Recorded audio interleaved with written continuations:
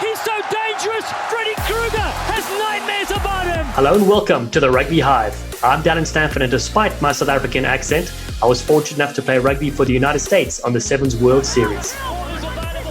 And I'm Mcdougall, a former Canadian Sevens international. Back in my playing days, I went head-to-head against Dallen in the USA. For several years, Robin has coached international sevens for various countries, including Canada and Mexico. He's massively passionate about growing the game across the Americas through his McDowell rugby programs at all levels. I'm currently a commentator for World Rugby, most recently broadcasting the Rugby World Cup in Japan, as well as the amazing Sevens World Series. More than a decade later, we are teaming up to bring you insights from legendary players and coaches from around the world. All legends have a story. The Rugby Hive podcast is here to share it. Welcome to the Hive. Oh, he's more dangerous than climate change.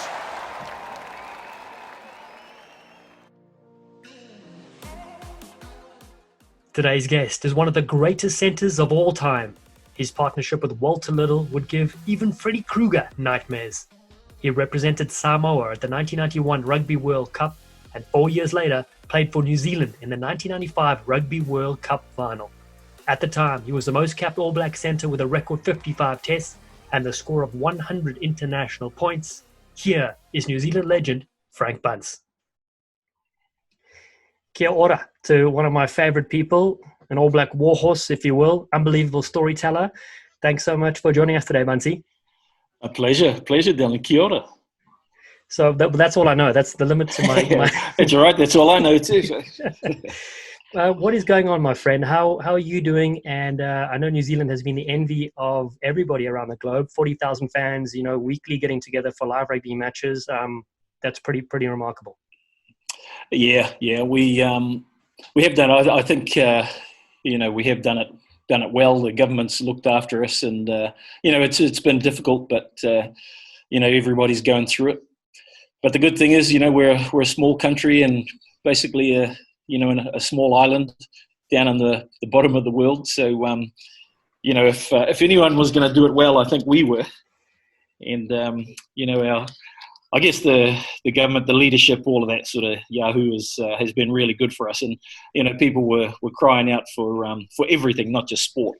But when live sport came back, and it coincided really with the end of our sort of lockdown or the loosening of the restrictions, and everyone just got out, and we were treated to some great games and some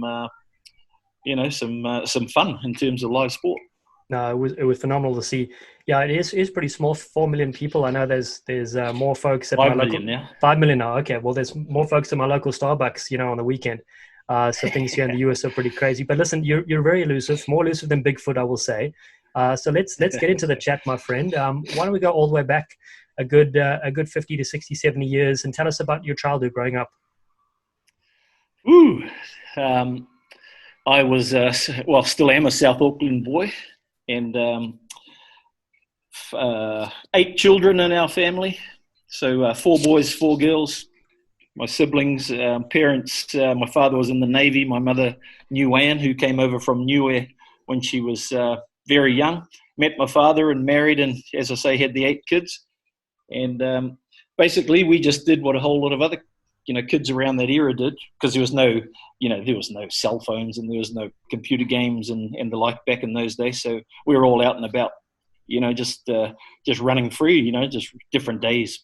And you're able to sort of roam the countryside and get up to whatever you got up to. But, we were lucky because everyone in our family was quite sporting. My parents were sporting, so it come down, and local rugby club in the area. And we just sort of all gravitated to that, and sports was the thing. So that just carried on. I'm still a member of the same club, some 50 years later. And the sad thing is, you go up there and there's still some of the same people. They're leaning on the same bar leaners, and you haven't been there at times I remember when I played overseas for a bit, and then I went back, and I hadn't been back there for near 10 years, probably 6, 7, 8 years. And I walk in and they go, "Oh, what are you doing? Where you been?" I said, "Man, I haven't been here for 8 years." "Oh, really? Oh, shit." And so they were quite surprised at that. Nothing changed. Just goes to show nothing changes. So that's pretty much me, really. Schooling, nothing. Just a normal childhood, out playing sport, going to school, having fun, and growing up. But what are some sports you played outside of rugby growing up? I played a bit of, not a lot because it wasn't a huge amount on offer, but I played a bit of rugby league, a bit of hockey, a bit of netball, which is a girls' game down here. It's a female sport, but I played a bit of that.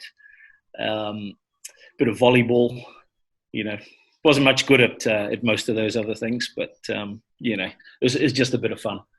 Rugby seemed to work out for you. And who were some of your early childhood role models growing up?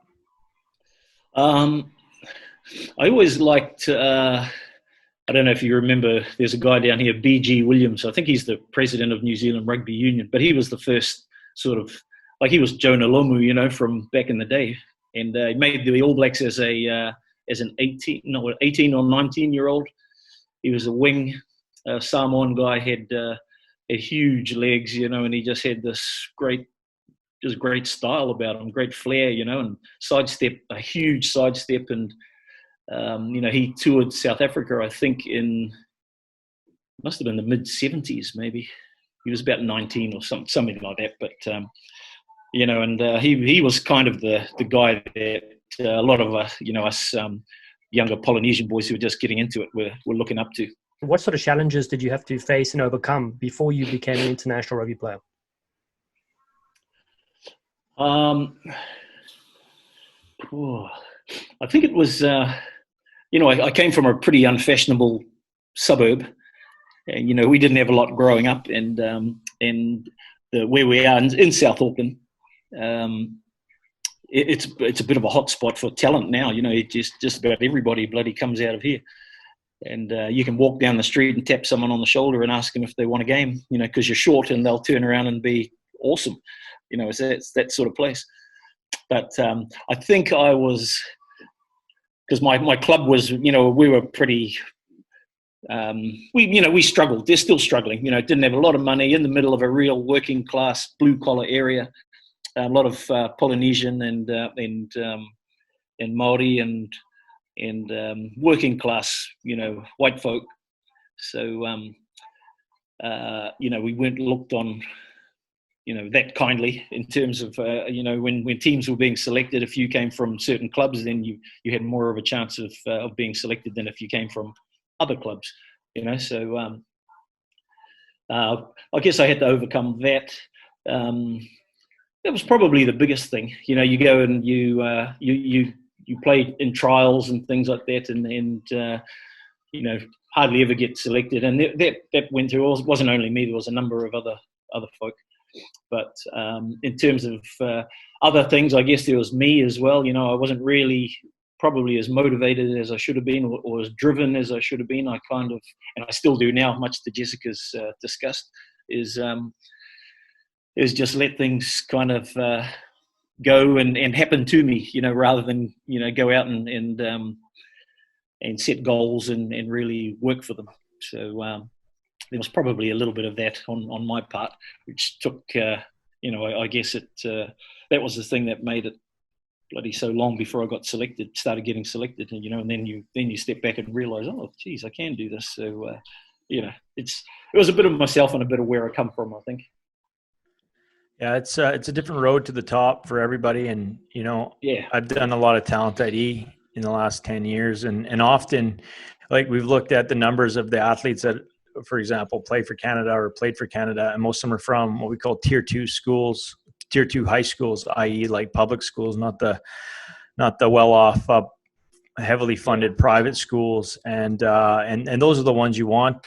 Obviously New Zealand's produced a lot of boys that have come from the farm, right? And the Barrett trifecta is a good example of that. But those are the ones that they've been run over by cattle their whole life. They're rugby's not so bad. But let's jump into your Samoa experience. You had an opportunity to represent Western Samoa at the '91 World Cup. How did you qualify for Manu Samoa? It's a good question. It still gets asked of me just about every time I'm out and about, mostly by Samoans. But I was BG, the guy I was just talking about, he was the coach, and the World Cup obviously was coming up. Samoa were really upset that they hadn't been selected in 1987 for the first one. Fiji came in, and was it Tonga? There was a few other countries anyway that Samoa thought that they should have been ahead of. And so my mother is born in Niue, which is another small island in the Pacific, and but she's got a little bit of Samoan heritage. Her father was half Samoan, so that's kind of where my bloodline came. I got approached by BG, by Peter Fats, actually, Peter Fatialofa.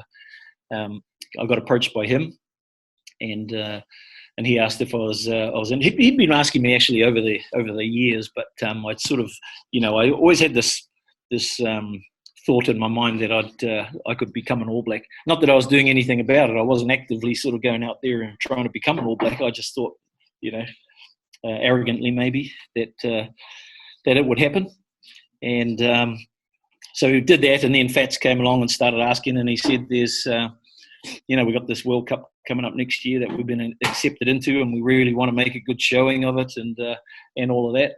So I had to have a little think about it. He said to me that I've got to, this is your last chance, and you've got to face the facts. And I said, "Well, what are the facts?" And he goes, "You're never going to be an All Black." And I was like, "Well, I think he actually," and then that kind of dawned on me. I thought maybe he's right.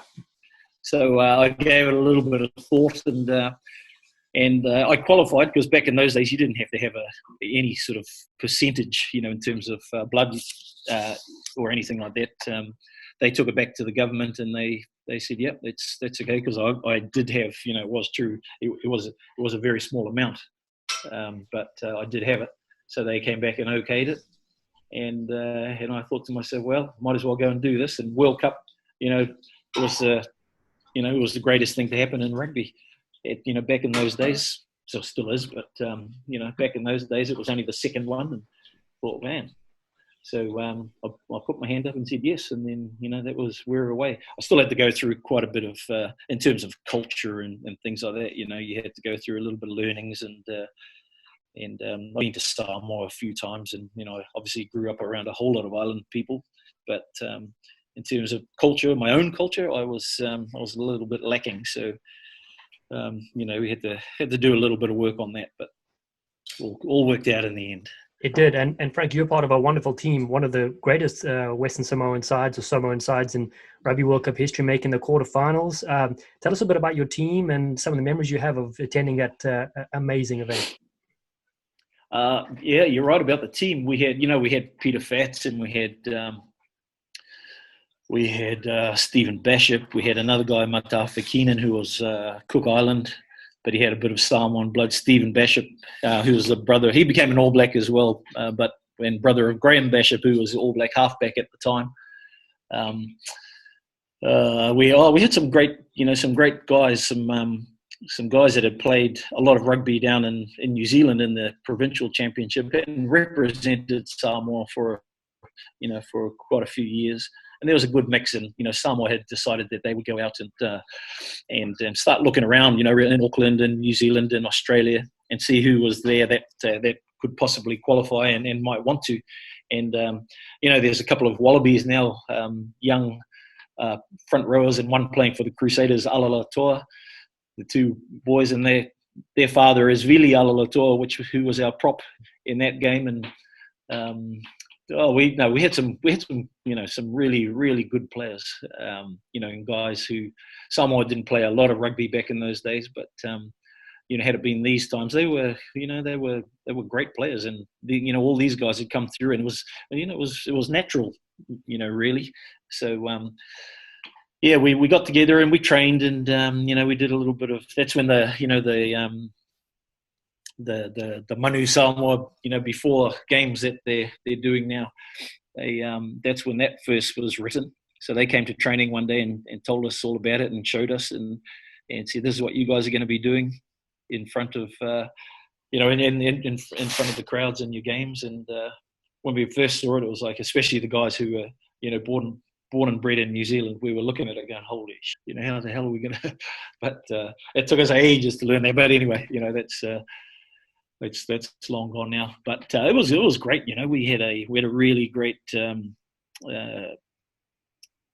culture in the team, and we had the coaching staff. We just did things as they were done back in those days. We'd go there, went up to Wales and trained, and we trained hard all the time. And we lost a couple of props out of the couple of weeks we had up there before we played any matches. And we were going out having a good time in Cardiff, and hardly any of the guys had been up there before. So we were just enjoying ourselves, and it all came to a front because we were getting a bit stir crazy actually, and guys there was a bit of arguing going on, and we weren't training that well, and it was so Fats called us all together and gave us a bit of a blast, and we had a really open session, and everybody aired their woes and their troubles and that, and so that was really good. And that was only a few days out from our first game against Wales, and but I think that was it was a good call on Fats's part, because we really needed to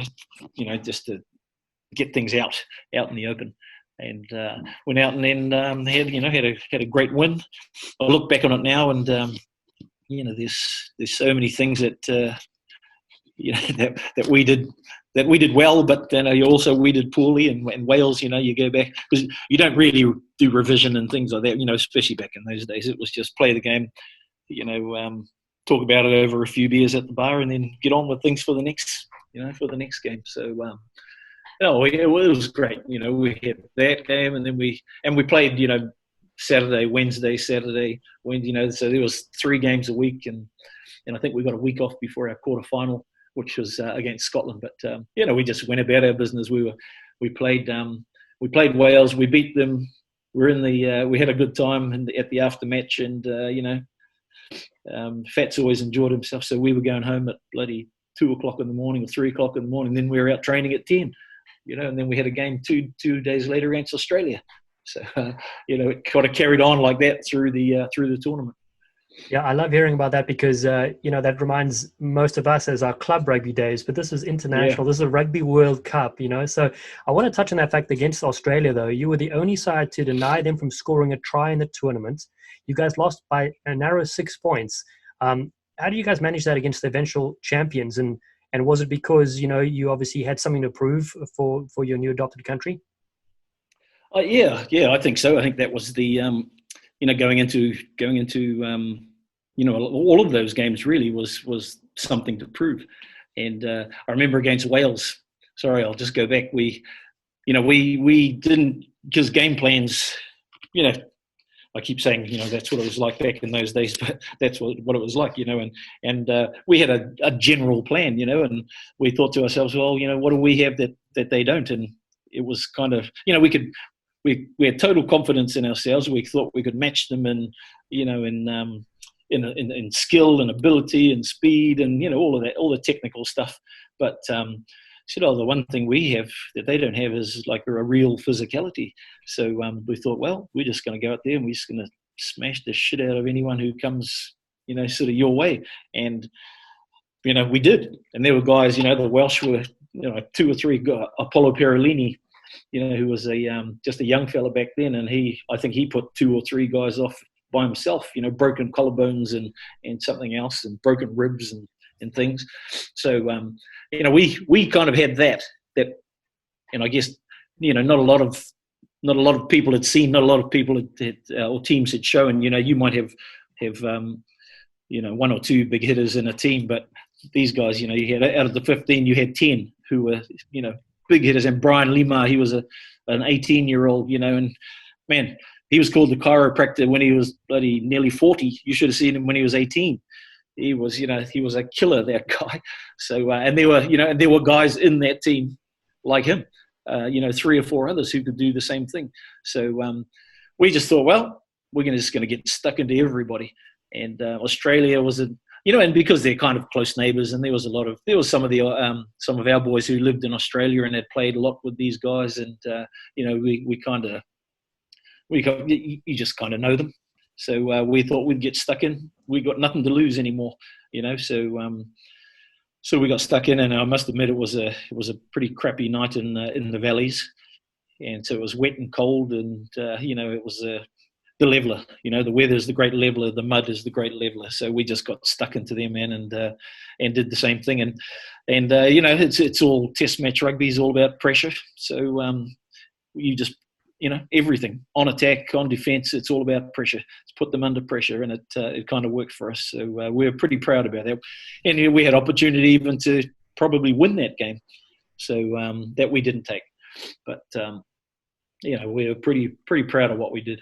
Yeah, you had some epic plays. Speaking of the chiropractor, I know Springbok flower from back in the day, Derek Hoogaard, still wakes up this day at 3 a.m. with night terrors from the chiropractor's shoulders. Yeah, exactly. Oh, I remember there was a guy, Matthew Cooper, who was an All Black midfielder down here, and before the World Cup, we played on a little tour of New Zealand, and the chiropractor got Matthew Cooper. Someone threw a sort of a high looping pass to him, and he was telling us after the game, even as his arms went up, he said he wasn't even thinking about the ball. The only thing he could think about was that Brian Lima was going to get him, and he got him. It was beautiful. So I think he has the same nightmares. I do a lot of coaching at the international level and grassroots and stuff, and I focus a lot on my coach education now. And nowadays we overthink everything, but I've definitely, as I've been maturing as a coach, been having a lot more relaxed approach with the teams, especially in a centralized environment, or most importantly on tour, and not trying to overcoach, not trying to overspeak. And you were talking about the good old days, the '91 World Cup, and sounds like the team was just kind of forming as well. So how much did those quiet beers on the town help to mold that team? They weren't quiet. I was keeping it PG, but yeah. Oh, sorry. Anyone who knows Peter Fats would know what type of nights on the town he prefers. But you're right though. They're huge. It's in teams, there's a lot of work being put into culture, and we kind of we had it, but we didn't know what it was, and we didn't have a name for it. And I think that's kind of the truth for a lot of things these days, where a name's been put to something that's kind of been happening for years and years and years. But I think what you're doing is right in terms of not trying to overcoach or overthink things or overtalk. Everything's a real balance. I take my hat off to you, because I couldn't be a coach. I just don't have it in me to be that disciplined or that.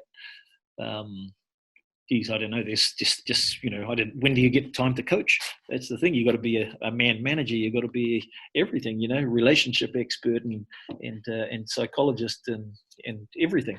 But you need time to relax. You need time to wind down. You need time to to just talk to the guys that you've been through. Battle. You've been through this thing with every game you play. There's 5-10 trainings that you've gone through as well, and leading up to this game. So you can't just carry on, at this level, peak for a game, and then carry on again and get ready for the next one. You got to have time to relax. You got to have time to let go of things. And I think that doing it with your friends, with some quiet beers and stuff like that, and just having a good yahoo and a laugh, I think that's invaluable. And in terms of a team, a culture again. It's invaluable. I can't think of anything better. Anything, because a lot of things are forced on you. Team building. I don't know, revision of games and things like that. But there are times when you just need to get away from that, just sit down, because you're playing the game because he's your mate. You love the game. It's a game, and it's supposed to be fun. So you need time to reflect on that and to sit back, and where there's no pressure. You just get a few beers, have a laugh, and poke fun at your mate. He pokes fun back at you, and then that's it, and you go home. Yeah, I love how you describe that, and that's what really sold us into the sport, and going back full circle to you going back to your home club and experiences I've had being back in my home club too. I remember traveling up and down. We used to have an old school bus. They still do. I think it breaks down every 2 weeks, but we travel up and down Vancouver Island and go hit up all the other clubs. And it's always sing songs on the way home. We got some talented musicians in the club, but on the side of our bus, so we don't get pulled over by the Royal Canadian Mounted Police, it says Cowichan International Choir Bus. So rather than saying Cowichan RFC, it says International Choir Bus, because we'd always be singing. But in those days, I'd be sitting at the front of the bus dreaming about playing for Canada and traveling around the world and the things that I would later do. But then I'd find myself on a bus on the other side of the world, living my dream and missing my boys and missing the sing song and missing that too. So it's rugby definitely is something that getting kids on tour, it really hooks them into the sport and takes them forward. That is such an incredible story for you to have represented two countries, and obviously not long after the '91 World Cup, you started pursuing representing New Zealand, your home country. What was that story like, and how did that all unfold for you? After the I was happy after the '91 World Cup. I was happy. We'd had a pretty successful World Cup. We lost in the quarterfinal. We were never expected to make the quarterfinal, but we lost. Beaten by Scotland, and disappointed, but happy at what we'd achieved. And we went back to Samoa, had this great homecoming and welcome and everything, and everyone was on a high. People were just so proud. So it was great, and I was more than happy to just continue on, with them and do what I was doing and just go where it took me, basically. And then I got a phone call because New Zealand hadn't done too well. They'd had a pretty poor World Cup, and so they got rid of the coaches and everything, and some of the players had retired, and then they bought a guy called Laurie Mains, who was a long-time coach in New Zealand, from the deep south, from Dunedin, and he got given the spot, and he rang me up, just right out of the blue, just rang me one day and said, what are you thinking? He goes, you probably know that I've been given the job for next season. So he said, I just want to let you know that you're in the frame. If you think it's something you want to do, he goes, I'll give you a chance. He goes, I don't care how old you are, because I was 29 at that point. He goes, I don't care how old you are. He goes, if you want to, he goes, I'll give you. I'm not promising you anything. He goes, but I'll give you a shot. So I was like, that threw the spanner in the works. So and I knew pretty much when I hung up, I was going to do it, because it had always been a dream. Any rugby boy growing up in New Zealand wants to be an All Black. So there was an opportunity there. So I thought, well, all right.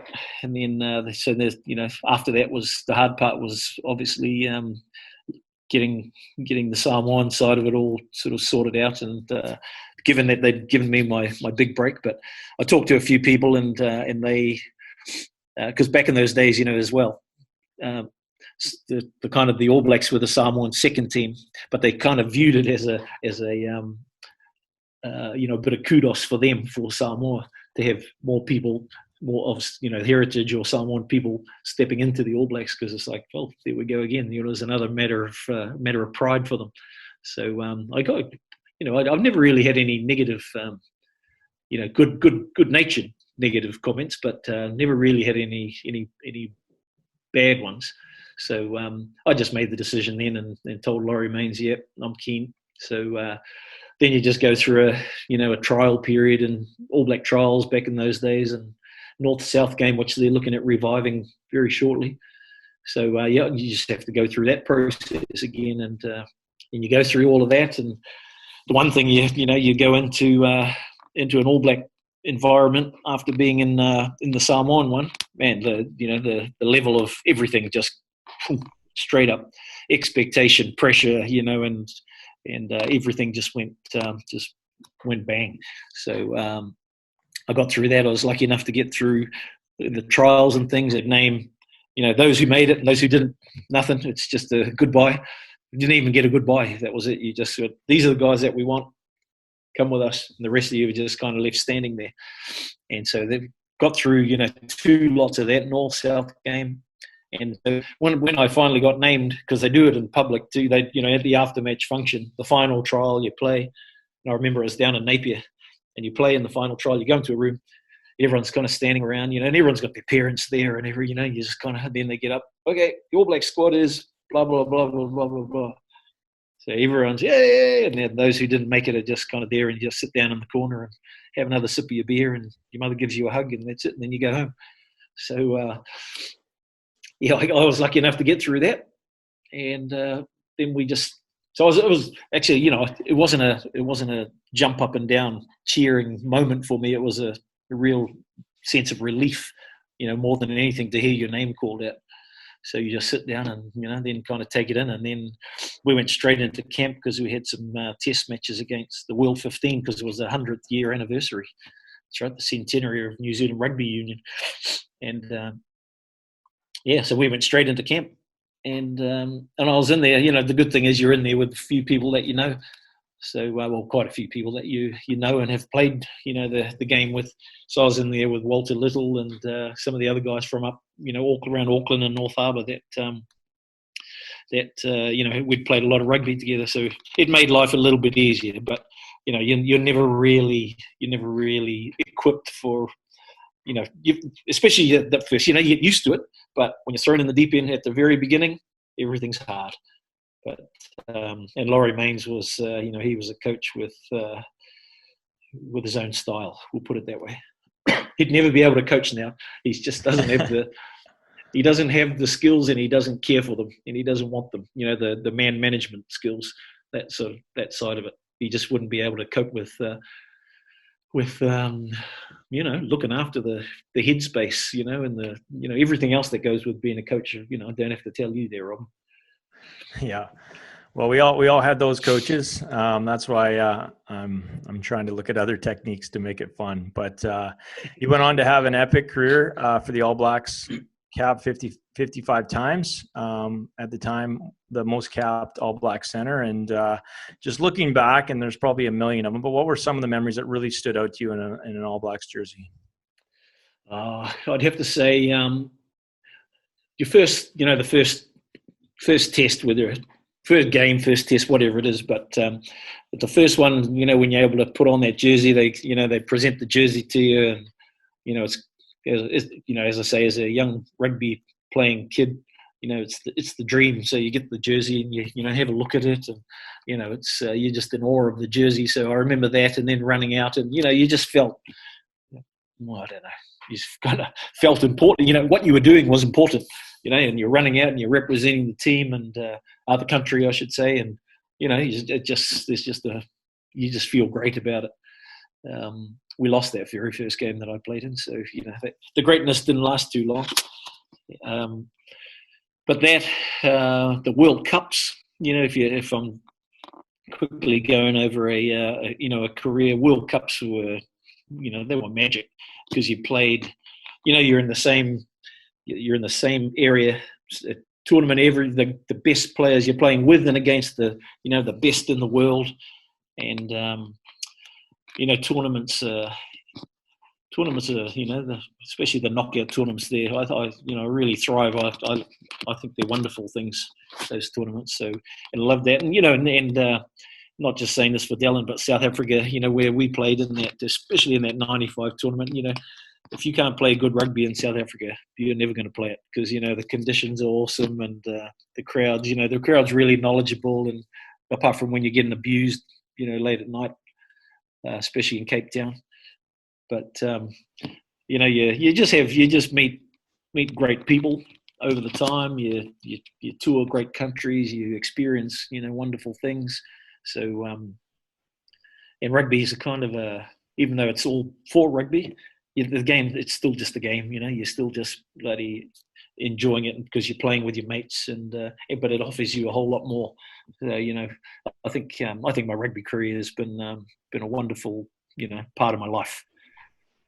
Frank, I know that this podcast, people can't necessarily see this, but I'm wearing a Cape Town hat, so that's probably why you made that nice jab, But listen, let's talk about this. 25 years ago, you played in that Rugby World Cup final, and I want to say 42 million South Africans watching. Can you talk us about that day, obviously skipping what you had for breakfast? Yeah, shit. I won't skip it. We were in a hotel, so I always go and because you never get breakfast cooked when you're sitting at home by yourself. So I was in a hotel and I was making the most of it. Eggs Benedict, and then some bacon and then some pancakes, and just go for it. But it was a great tournament, and the All Blacks had we'd had a pretty good tournament and pretty successful, and everyone. I count myself lucky, and especially you're saying, Robin, what do I look back on? Another thing that I missed out on is the players that I played with. I think I was lucky to have played with some of the guys who went on to become really great All Blacks. Who were in their prime. Like Jonah, like Christian Cullen, like Zinzan Brook, and there were so many in that team that you go through and you think, man, those guys are like genuine sort of greats of the game, and they were in their prime. When I was playing, and we had this it was a pretty awesome team thing going on at that point. But we got to that stage in South Africa, and I can't really remember too much about the morning of that game. But it all started, you go to the team meeting. They were in the days, I don't know what you guys are doing now, but I don't know if the All Blacks are doing sort of with the team meeting just before the game where the coaches actually talk and stuff. But we used to do that, and, Laurie laid things bare, and, so that's where all the everything starts, and you get on the bus and you're just kind of silent the whole way to the game. But you just couldn't help but notice, on the way, everything was just up, and so many more people in the streets, and as we neared Ellis Park there, and just the crowds of people, and it was just a real buzz, and everyone was on a high, and so much expectation from not only All Black fans but Springbok fans, and it was just rugby people in general. But you could see, real. And I've had it myself, now when I've gone to finals or quarter, World Cup games, things like that, and you turn up and it's, you're just there to enjoy yourself, and you're with a group of friends, and you're enjoying what you enjoy about rugby. If you can't be playing it, you've got to be there experiencing it. And so you just knew that that something special was happening, and you get there and you can just feel the buzz from the moment you arrive. Go out and have a look, go into the changing room. There's not a lot being said, and you go into the changing rooms, have a look around, put your bags down, hang your gear up, walk outside, have a look, and, it's just all there, and the crowd, the stands were packed already. This is hours, probably an hour or so, hour and a half or so out from a game, and then, but it's just all happening, and you look around, and I remember looking around in the stands, and it was really colourful, and it was hot, and you could see the guys, abseiling sort of guys hanging off the top of the stands, and because you never know with South Africa, geez. But I don't know, police or military, I don't know what they were, but they were just hanging there, and they had guns, and they're all in uniform and everything, and you just look around, and it was just the whole, you just look around at the experience of the whole thing. It was just awesome. And then inside in preparation and that, and come out, and as soon as you come running out, it's just boom, the atmosphere just hits you, and look around, and that's what I like doing, because I look around, you get into the middle of the field, and you look around at the crowd, and it's colourful and just noisy, and people are dressed up, and flags, and just everything going on, and I look up, and those guys were still sort of hanging around the rim of the roof there, and I look in, and you sort of notice how black, because you get new jerseys for every game, and that you just notice how black the All Black jersey was, and all of that, and you just think, look around, and I was looking around at guys the Brooks and the Fitzpatricks and the, just some of the guys who'd been there for the whole time I'd been there. We've gone through all of this, and you look around at the thing and think, got a little bit of confidence from that. So enjoyed that part, and then things really happen when Nelson Mandela comes down, and you thought it was noisy before, and straight away it just boom, and turn around, you see him walking down there, and so the whole occasion. Then we had to spoil it with a game of rugby, but the whole occasion was just awesome. To play, and it was a great game too. It was and into overtime, and unfortunately we lost, but that only really matters for a couple of days. We when you come home, and then you realise what it kind of meant, I think, for South Africa, moving forward with with everything they had to deal with. So I think the result was kind of right. While the best team may not have won necessarily. Well, Frank, you and I have had a few beers, and we've spoken about this, and you're spot on, saying that South Africa needed something like that to galvanize a nation. And Nelson Mandela was obviously, an unbelievable hero for not just our country, but of course people around the world. And to this day, there's a lot of division amongst society, as we see. I got a chance to spend a month with Joel Stransky doing the commentary at the World Cup, and I brought you up and several stories, and he just said what a great man you are, and also how the game is so respected afterwards. It's obviously everybody wants to win a World Cup, and that's great, but only a few people get a chance to do that. But I did tell him that you said it was South Africa's time, even though you guys were poisoned. I'm sure he would agree. He would have agreed, eh? Exactly. Listen, let's switch across. You mentioned some of your brilliant teammates. What was it like to be in the midfield with Walter Little? You guys shared such a brilliant partnership. What qualities did you admire about him, and why did you guys gel so well? Oh, geez, he had so much natural ability, Walter. He wasn't. I don't even know how he'd go these days. Where you so much discipline and training and with diet, etc. The lifestyle. I don't know how a Walter Little, would go. And there's been many guys over, and I'm sure you've seen them too over the years who were awesome back in the day, but could they have would they have the discipline? Would you have the discipline to do what's needed today? Well, Walter, he had all this natural ability. He had the quickest hands, that you ever seen, and really good on his feet. He had so many things going for him. So, but I one thing with Walter, and he used to smoke and he used to drink, and you get off the field after a game, and the first thing you heard in Walter's corner was a can being opened and a lighter, and then you heard him you look around, and yep, sure enough, there he's drinking his beer and having his cigarette, and he enjoyed a good time as well. But the relationship with Walter, with the we played North Harbour and the Chiefs, and then on with the All Blacks. He was a great man actually, and he's still see him now, and he's we've run into him a few times ourselves, Dallen, doing this rugby stuff in Hawaii over and in California. But he hasn't changed. That's the good thing about him. He's still shaped kind of chunky, and he's got two skinny little legs sticking out the bottom, and he's got a cigarette in his hand and a can of beer in the other hand. Enjoying life. Exactly. I will say that, Frank. Robin, this is for your benefit as well. Is my wife Verity got a chance to spend a lot of time with Frank and Walter in Hawaii when we were there, and first thing she said to me was, "How did Walter play for the legendary All Blacks, looking like that?" And I'm like, well, no. He was a different shape back then, and this is a good 25 years ago. Yeah, not. He wasn't much different. I think the general shape underneath is the same, but there's stuff that's gone on over the years.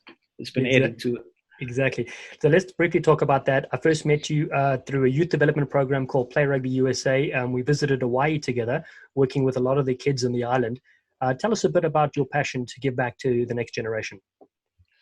Yeah, it's kind of something, and I think it's born from the the area that I live in, and the kind of people that I grew up with and played again at our club with, because you see so many people that that just miss the opportunity or don't get the opportunity actually for one reason or another, and the good thing, like I said before as well, is all the natural ability that's especially Auckland's got the biggest Polynesian population in the world, and South Auckland, when you're talking about Auckland, is probably is the biggest population in Auckland, and so many great players have come out of that area, but there would have been a whole lot that have that for one reason or another have never been able to achieve much, and there's with not having much, you got families, you got so much else going on, in life, and sometimes you just can't do what you need to do, to get ahead in the game. So I thought to myself that it'll be nice to give a little bit back into the area, and show them that there's a pathway, there in what could be. So that's kind of why I got back into it. And it wasn't just with rugby; it was with life as well. Because you see so many people just struggle, and all for they made a few mistakes along the way somewhere, never took advantage of something, and then it's a long bloody time where you're left to struggle if things don't go well. So that's kind of how I got into it.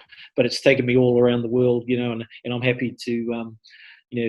I say South Auckland mainly, but that's kind of where my focus was and where it started. But I'm happy to go anywhere, and it's just showing kids that there's a whole lot of life out there, and it can be theirs.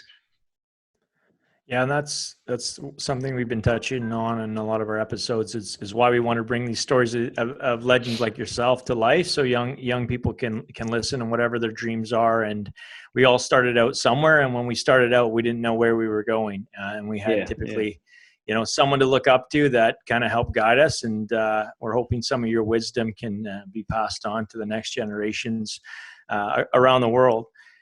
Thanks to the technology out there. We're going to put you on the spot here with some selections here. So put on your coaching hat a bit, but can you list 3 of your favorite teammates of all time and why they make your cuts? I'll go with Christian Cullen, just because of the fact that he was, he could make something out of nothing. The pace, I was going to say the skill, but I can't remember him passing too much, or the need for him to do much of that. He got the ball and he did what he had to do. That was it. Yeah. So I'd go with him. Zinzan Brook would be another, and only because he had all the skill, that guy, and he had a really competitive nature. He'd have a go at anything, and if it didn't work the first time, he'd do it again, 5 minutes later. And who else would I pick? Would you just? There's so many guys. I'd even probably go with. Man, I could go with Jeff Wilson or Jonah.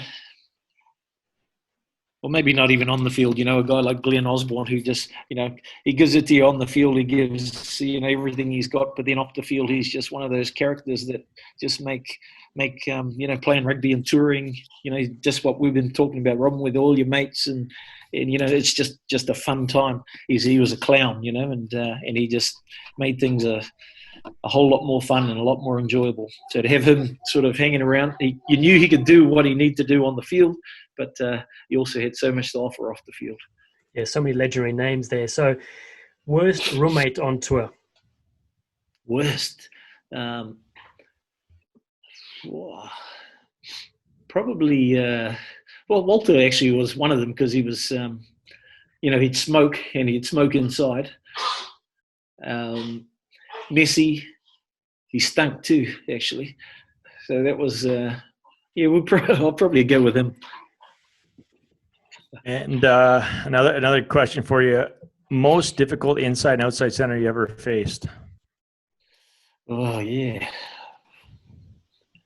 They were all bloody quite difficult. I'll tell you, there was one guy actually, and he didn't play for any of the international teams, but he was a Samoan guy down in New Zealand, and his name was Mila Vila, and he was one of those guys that, you know, like we spoke about the early days with Samoa, and he was crazy. He was hard. He was rough and tough and crazy, and man, he would just give it to you. I played in an all black trial way back when, and just before it, we played his team, and I spent my whole afternoon trying to avoid him, but you know, getting tipped upside down. I remember seeing the sky, and then the mud, and then the sky, and then the mud, and just trying to keep away from the guy. So he would be probably my most physically difficult, you know, in that position. I'm just trying to think of, but you know, everybody had so, you know, I could go with Tim Horan, I could go with even Will Carling. I found Jeremy Guscott. I found those guys really, really hard because they, you know, Jeremy Guscott, he wasn't physical by any means, but he was really, really balanced and quick, and you know, he had just a nice way about him. So he was difficult. Will Carling was tough. Tim Horan, you know, fast and, you know, great player, and Yappy Mulder, there's another guy, and God, man, there's so many. I didn't even know if I could pick a hardest one. Yeah, that's a lot of tough competition right there. So who are a couple of your choice centers that you've seen in recent years that you like?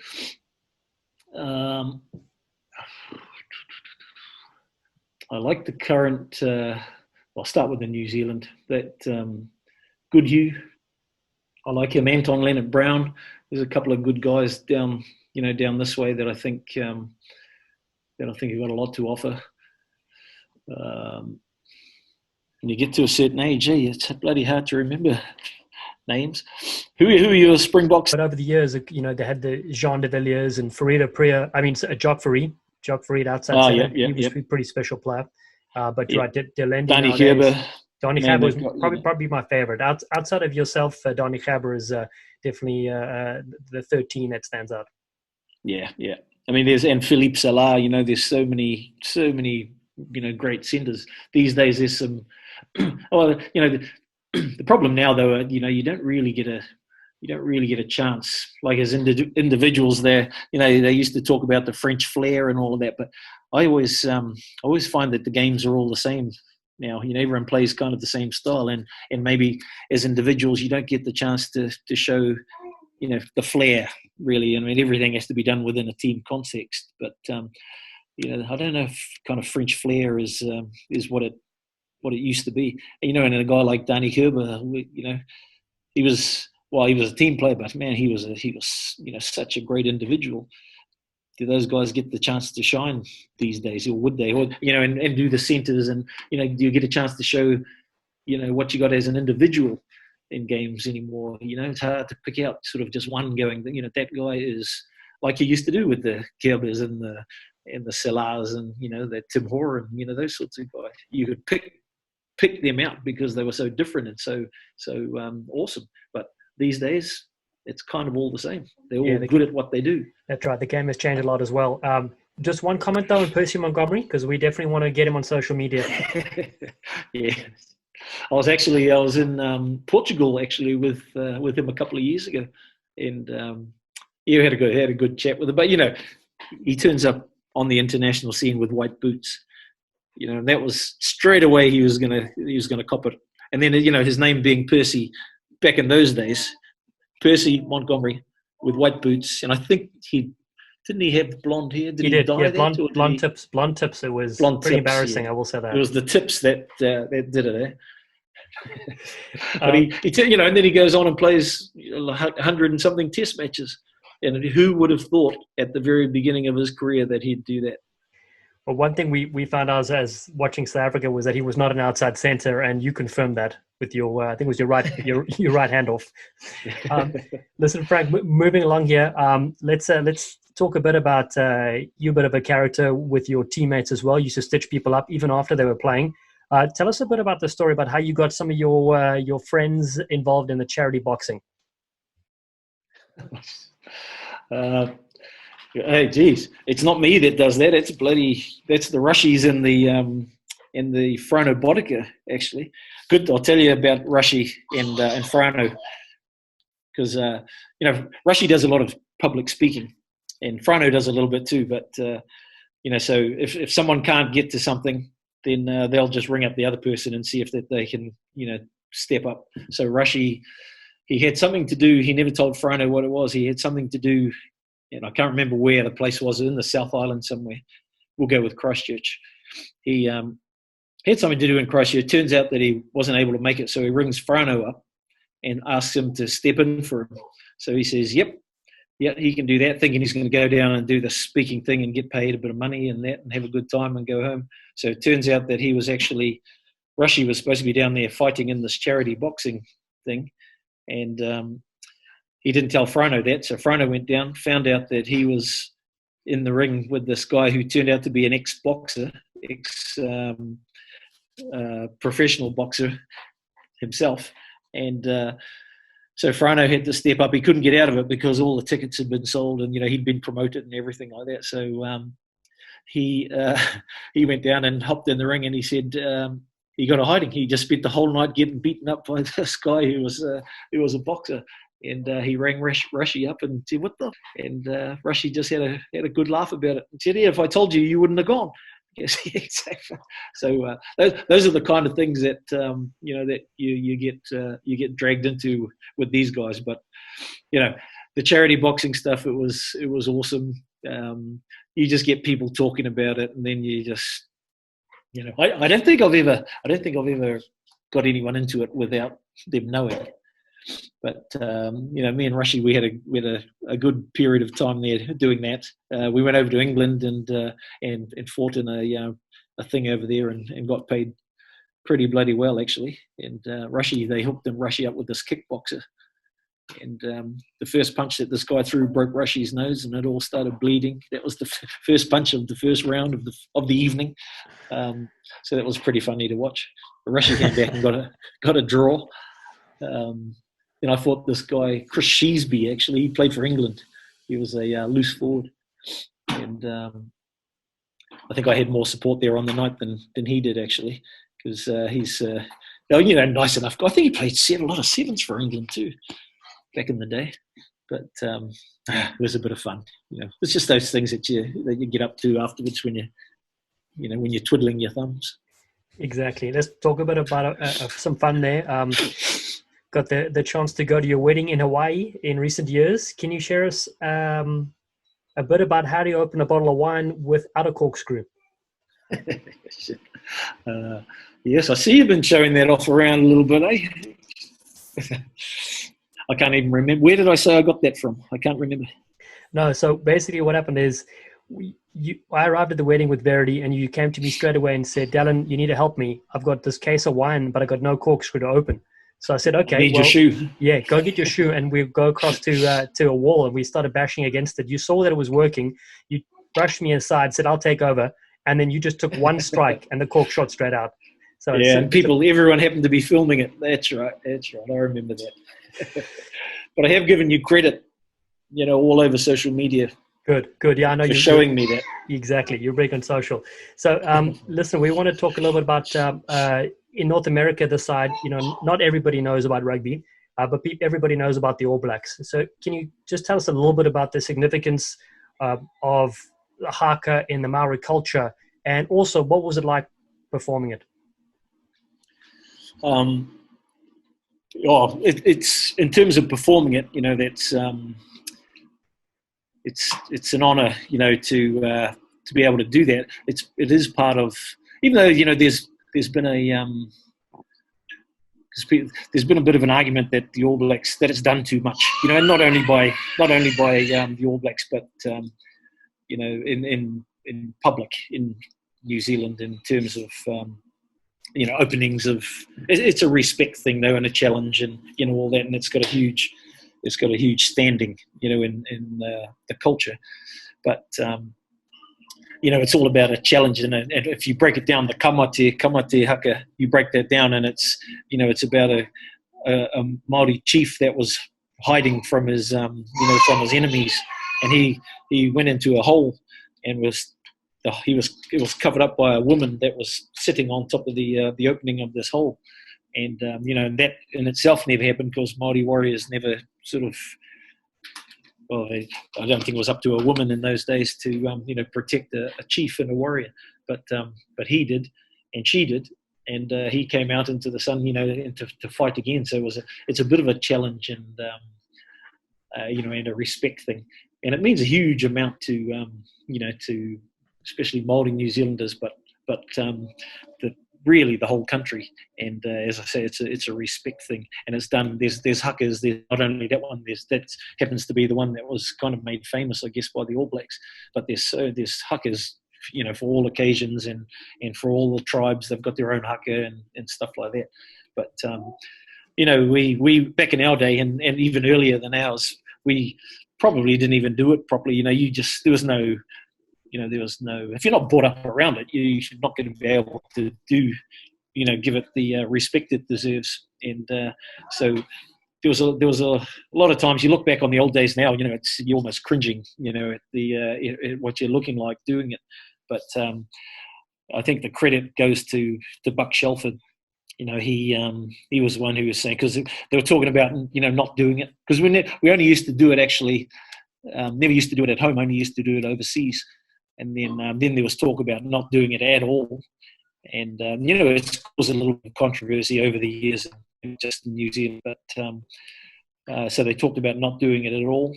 But they decided to do it. And then Buck said, well, if we're going to do it, we're going to do it properly. So after that, everyone sort of got schooled in what it means and how to do it properly and, all the action and things like that. So that's how it's done now. And then they went ahead and wrote the other one, the Kapa o Pango one, and I think that's just like an updated version for what New Zealand is now, and who's involved in the All Blacks, because there's so many more different nationalities and that sort of stuff. So they wrote that to modernise it, I guess, for New Zealand and the team now. But still a huge part, and I think most people enjoy it. Most people respect it. Not everyone, but it's definitely great insight, the background on it for listeners, and obviously it's a big part of the game in New Zealand and around the world. And I know even in the North American audience, everybody knows the haka. They may not know exactly what it is or the meaning behind it, but it's always like All Blacks haka, and it's like, well, Canada has a team too, and people are like, yeah, okay, right. Got to kind of fill them in, but. Thanks to the HSBC Vancouver Sevens, North Americans are getting a little more of a taste of it. But well, you guys are good at it. So Canada's been playing rugby for years, for a long time, eh? Yeah, it's just that whole freezing 90% of our country for part of the year kills us. But we're getting there. We're getting there, and there's a lot of young talent coming through, and the success our men and women's sevens teams have had, and even our women's 15s team, they've been in top 3 in the world for a number of years. So there's a lot of good talent coming up, and thanks to social media and being able to engage people like you with the demographic across North America is very, very inspiring. So I guess our last question for you is, what advice would you have for young rugby players listening on the Rugby Hive today? You kind of got to figure out what you want, out of the game. Do you want to be, do you want to go to the very top? Do you want to represent your country? Do you, what do you actually want out of the game? And, if you decide that representing, Canada or South Africa or New Zealand or whoever is actually what you want to do, then you put your mind to it and you do it. You set your goals and you work, you work hard. Skills. There's a lot of people out there now that I think it's kind of even even Stephen really with skills. Anyone can learn how to pass. Anyone can learn how to kick. You can do that, but you've got to have a little bit of something extra. And you just got to be prepared to work. And to put in that extra. And